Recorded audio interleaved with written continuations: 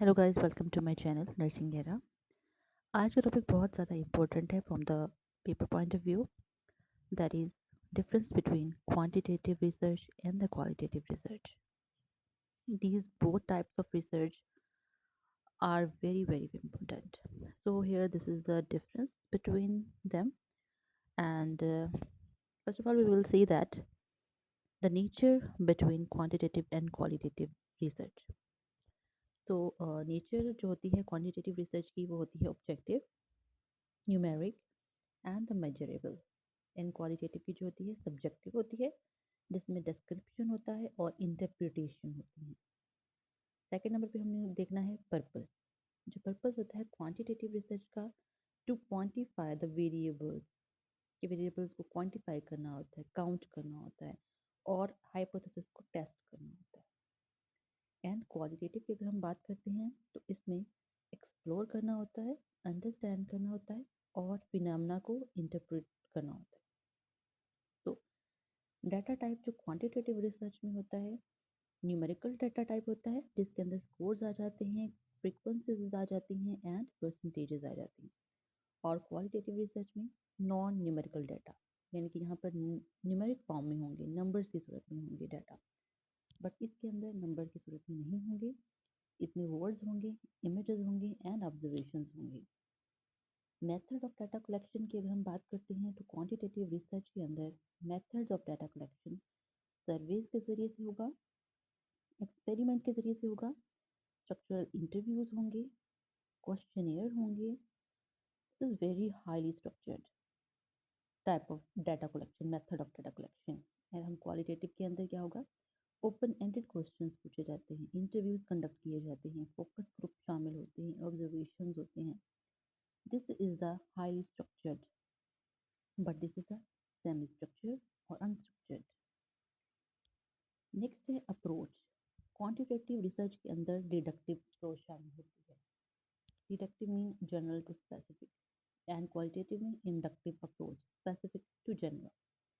Focus quantitative research के अंदर है, रिलेशनशिप्स को टेस्ट करना होता है, इफेक्ट्स चेक करने होते हैं, डिफरेंसेस वेरिएबल्स के दरमियान में देखने होते हैं।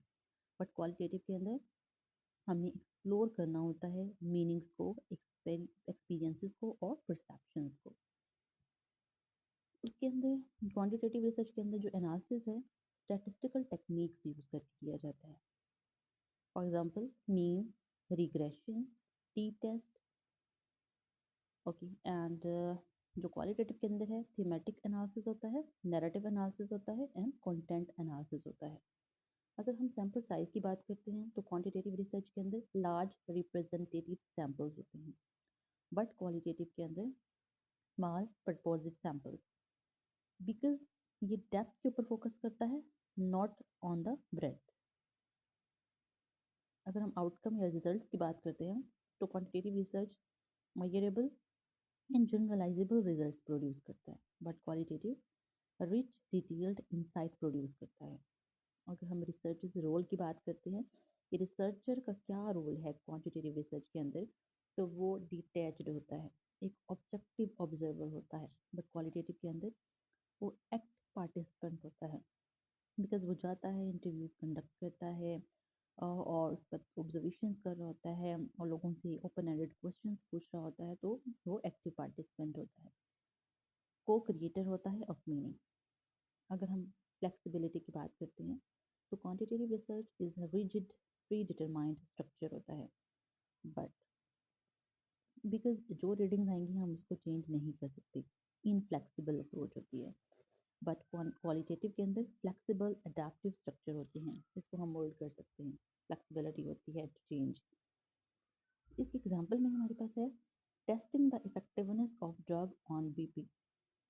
बिकॉज हम लोग टेस्ट कर रहे हैं तो ये न्यूमेरिक फॉर्म में आ सकता है, तो कोर्ट में, फ्रिक्वेंसीज में, तो ये हमारे परसेंटेज में भी आ जाएगा जब हम टेस्ट कर रहे होंगे, तो ये होगा क्वांटिटेटिव केस एग्जांपल है। एंड क्वालिटेटिव में अंडरस्टैंडिंग और exploring the patient experience with the chronic illness.